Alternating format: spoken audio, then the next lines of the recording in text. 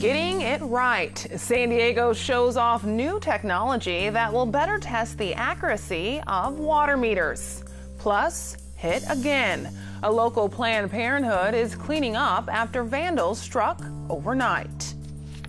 Yes, so we provide 24/7 services, both so that people can call whenever a situation occurs. April is Sexual Assault Awareness Month. KPBS talks with one woman who works to help student survivors at UC San Diego. Practically every species in San Diego County could be threatened by climate change. And how climate change may be impacting the way local bird species reproduce. KPBS Evening Edition starts right now.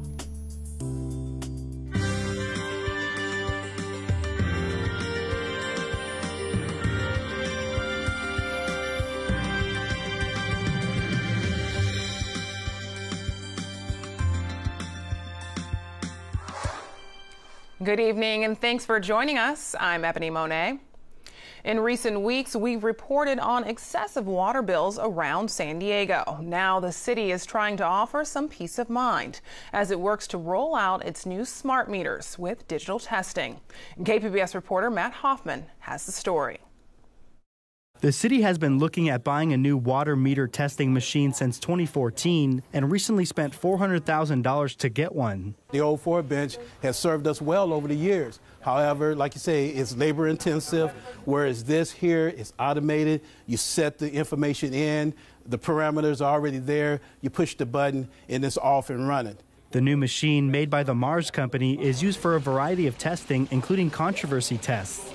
That's when the city needs to settle a dispute with the customer. After the city admitted to overcharging 300 customers last month, demands for controversy tests went up. The numbers are up in February, certainly, but that seems to have slowed down a little bit.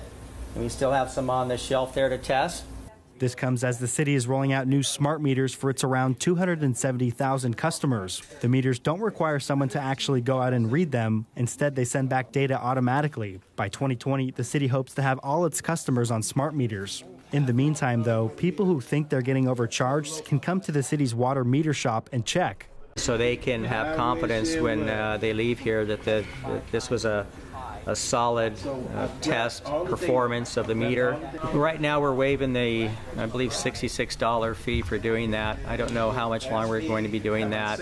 When a customer requests a controversy test, they will get a new smart meter installed whether their old one was working or not. Matt Hoffman, KPBS News.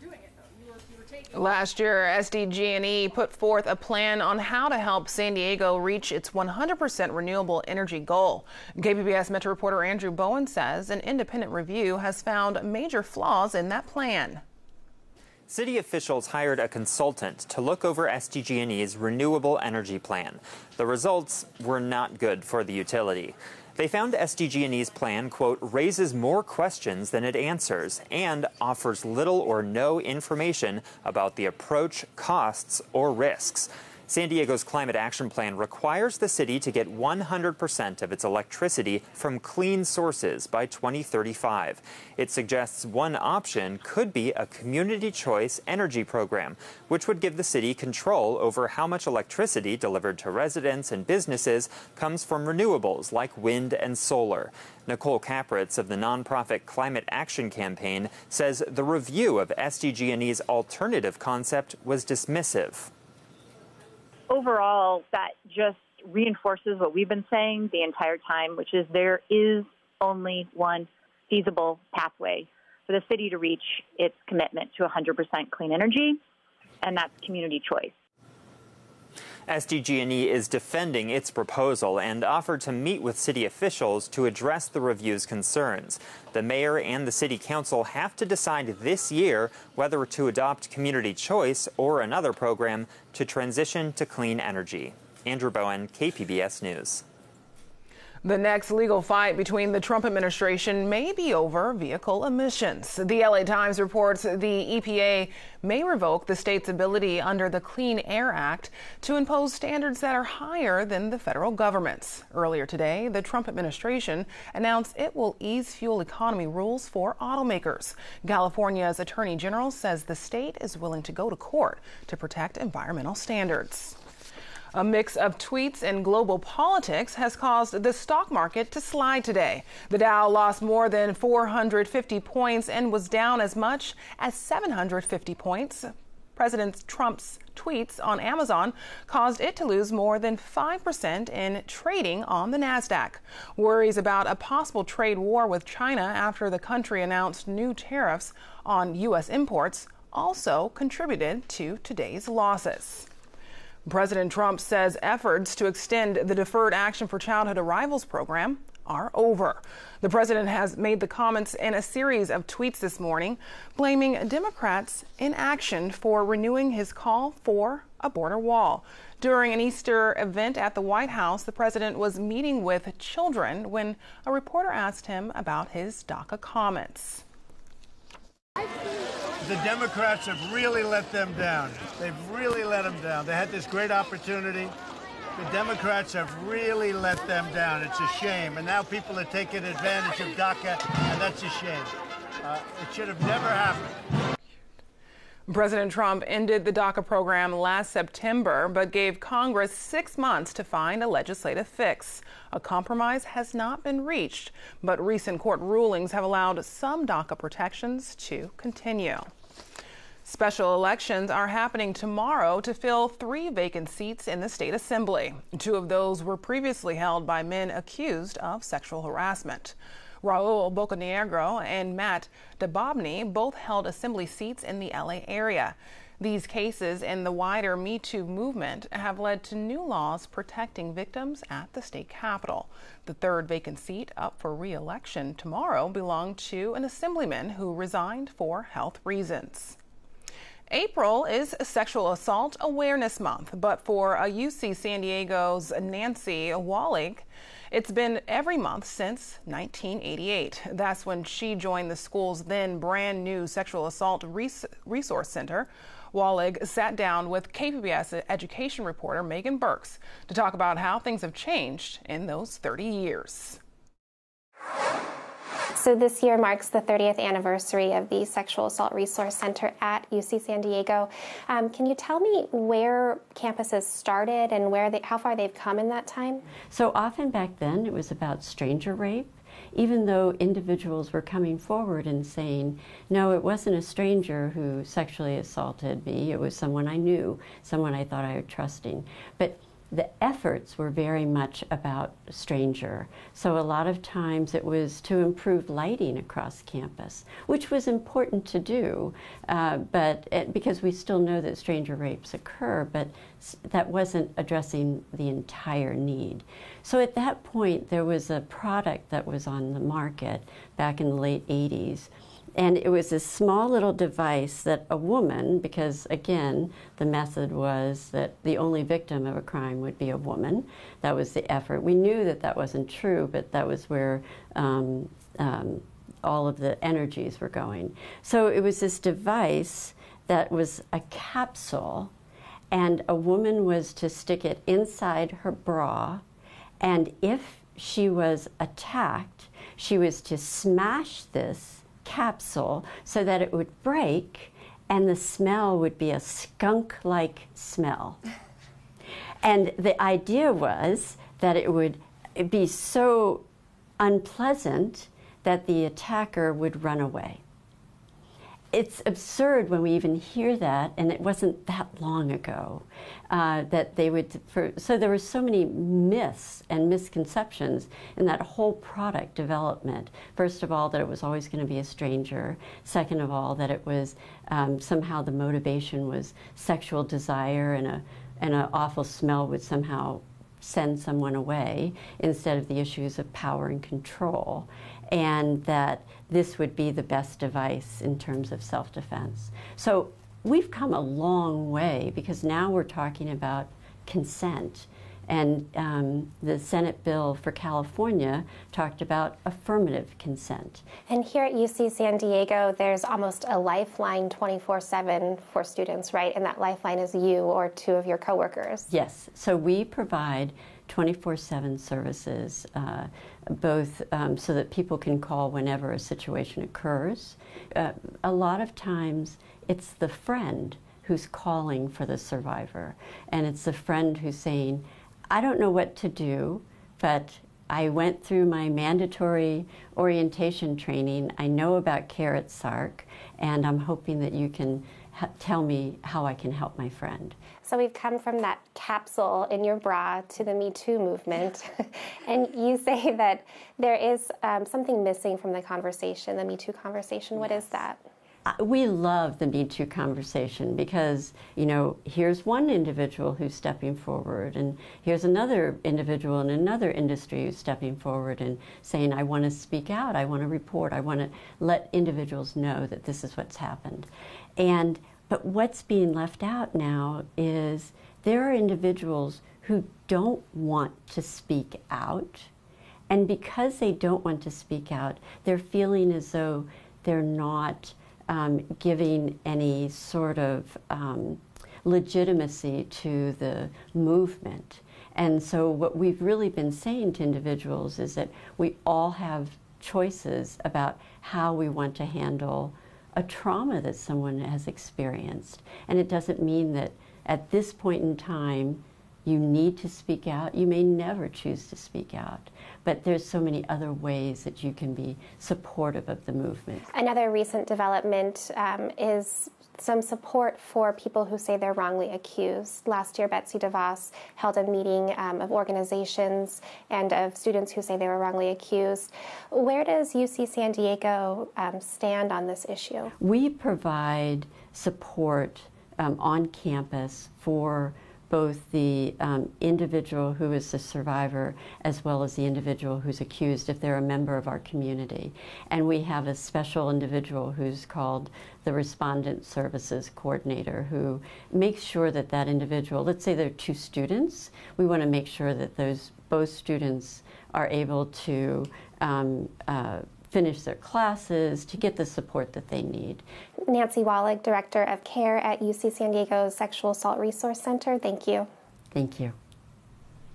San Diego police are investigating a repeat case of vandalism at a local Planned Parenthood clinic. The location on Mission Bay Drive in Pacific Beach was splattered with red paint overnight. Patients had to be turned away this morning as crews worked to clean up the damage. The same location was targeted in February. Police are reviewing surveillance video and taking samples from the red paint to see if it matches the prior incident. Escondido-based Neighborhood Healthcare is opening a new community clinic in Poway. KPBS health reporter Kenny Goldberg says the clinic is designed to be a medical home for 7,500 people. The new clinic has 15 exam rooms and its own lab. In addition to offering primary care to people of all ages, the clinic will also provide psychiatric care to children and adolescents. Dr. Rakesh Patel is CEO of Neighborhood Healthcare. He says even though Poway is an affluent community, it has a lot of low-income residents, too. We do know that there's about 12,000 individuals between the ages of 18 and 64 here in Poway that don't have insurance. And that's really our mission. We want to help those patients achieve their maximum health and their well-being. Neighborhood Healthcare operates 12 clinics in San Diego and Riverside counties. The new health center in Poway will open for business on April 16th. Kenny Goldberg, KPBS News. The first snow survey of the spring shows an improving picture for California's water supply. This morning's survey is the fourth of 5 monthly checks on how much snow has fallen in the Sierras north of Sacramento. Today's result shows the snowpack is 52% of average for this time of year. Mild weather is expected to stick around this week. Aaron Calandra has details in tonight's forecast. Well, hopefully you had a great day today. Weather was great, right around where it should be this time of year as far as temperatures. Taking a look at the satellite, not much happening. There are a couple of clouds moving across the county, but other than that, it's quiet. And you can see across the state, it's pretty quiet. A few clouds. We have an onshore flow, so that's why the mornings we've seen a few extra clouds, a little bit of fog, but by afternoon, as usual, it is clearing up and we have plenty of sunshine. Our temperatures tonight, 57. It's going to become cloudy again, especially along the coast. Those clouds, the fog, it's going to be building. So temperatures in Oceanside, 53. Poway, a bit cooler at 51, and Chula Vista, 54. Ramona, 46 tonight, and Borrego Springs staying in the 60s. Tomorrow is going to be pleasant. It's going to be a great day. We'll have lots of sunshine in the afternoon, and it's going to stay dry. We really aren't going to see much of anything happening. Oceanside, 65 degrees, San Diego, 66. That's very typical. Those are average temperatures for this time of year. Alpine, 72, in Mount Laguna, 61 degrees for the high. Now, over the next couple of days, our temperatures are going to be pretty steady, slightly warming up by Friday, around 68 degrees. But look at Saturday. We do expect to see perhaps a couple of showers. Now, it's pretty far out. That could change, but at this point, we do think we could see some spotty showers around. That's the same story for the interior areas. It's going to be warm in the 70s, and then by Saturday, again, we could see a few clouds and a few showers. Temperatures could drop slightly as well. And in the mountains, we're going to be in the 60s, warming up really over the next couple of days into those mid-60s. But Saturday, again, could see a shower in the evening, and temperatures drop back down to 61. And in the deserts, we jump up to the 90s throughout much of the week. Saturday, we don't expect to see any showers in the deserts, but maybe a few extra clouds around. And temperatures drop back down to 84 degrees. For KPBS News, I'm Erin Calandra. Ebony, back to you.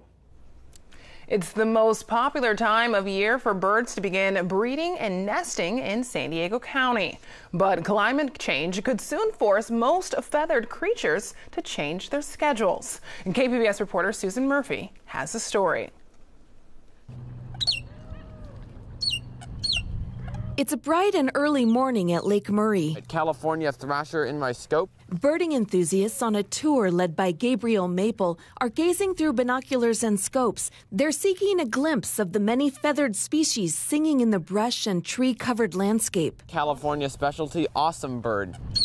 San Diego is a stopover point along the Pacific Flyway migration path that stretches from South America to Alaska. It's a crisscross this time of year, with winter flocks returning north and spring birds just arriving. More than 520 species have been documented in the county, the most in the nation, but that number is expected to decline in coming years. Practically every species in San Diego County could be threatened by climate change. Phil Unit is a researcher and curator of birds and mammals at the San Diego Natural History Museum. He uses a special call to locate birds in the National Wildlife Refuge near Rancho San Diego. Each species is going to be its own really complex story. Unit says annual migration patterns are being disrupted by rising temperatures, and some species are seeking new habitats that are wetter and cooler. Species like the house wren and the Cassin's kingbird that aren't migrating south in the numbers that they did previously. The National Audubon Society estimates about half of North America's bird species will be forced to find a new habitat or face extinction within approximately half a century. Unit says many bird species take their migration cues from extended daylight hours. And that stimulates the hormones that, okay, now it's time to migrate north. But warming temperatures are causing spring to arrive increasingly earlier, with plants and trees budding sooner. The fresh new greenery and flowers attract volumes of insects, the primary food source for birds. Unit says birds that don't adapt to the changing season by migrating earlier will miss the peak food abundance when they arrive at their breeding grounds. If the insects just aren't available in the numbers that they were, then that's going to be a strong signal. A signal to skip nesting. Unit says that's just one impact of climate change. Breeding season is also expected to be disrupted during droughts. Birds reproduce much less. They don't even attempt to nest during a severe drought. He worries about drought outlasting a bird's lifespan, such as the 5-year dry spell San Diego recently experienced. When we're at one extreme that extends through the whole expected life cycle of 5, 6, 7, 8 years of some small bird, that then, and I become really concerned that it's going to have a really profound effect on a population. Population declines are also expected from increased heat waves, invasive insects decimating forest habitats, and wildfires. UNIT says San Diego's major blazes have drastically upended sensitive ecosystems. Like the Cuyamaca Mountains, the mountain chickadee, pygmy nuthatch, some birds that were among the most abundant in the forest previously are now rare.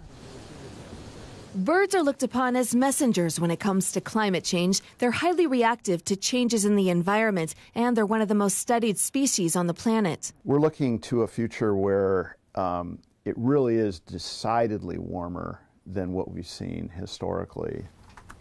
Dan Cahan is a research meteorologist with Scripps Institution of Oceanography. He studies natural variability and climate change, including sea level rise, heat waves, floods, and droughts. Things in the future are going to get successively more altered as the decades go forward. Cahan says average daytime temperatures from March through May in San Diego County have increased nearly 2 degrees in the last 5 decades. He says an additional 3 degrees are expected by mid-century. This is a phenomena that will obviously impact ecosystems and, along with that, bird populations. He says Earth is just beginning to show signs of greenhouse gas emissions already in the atmosphere. There's a number of symptoms of this changing climate which are already here with, very unmistakable signatures. For now, spring is arriving about 3 days earlier than it did in previous decades, but the U.S. Geological Survey reports by the end of the century, flowers will bloom 3 weeks sooner. And birds will likely be among the first to notice the change. Susan Murphy, KPBS News. I'm Judy Woodruff. Tonight on the NewsHour, the EPA proposes rolling back fuel emission standards enacted during the Obama administration. That's coming up at 7, right after Evening Edition on KPBS. VR World NYC is the largest virtual reality entertainment center in the Western Hemisphere. NPR's Science Friday takes a step inside VR World to see how visitors are exploring an entirely different reality. Where the technology is at right now, it's amazing. Even the most basic gaming experience really can make you examine the consensus reality, and that to me has the ability to really transform how we interact with not only entertainment but technology.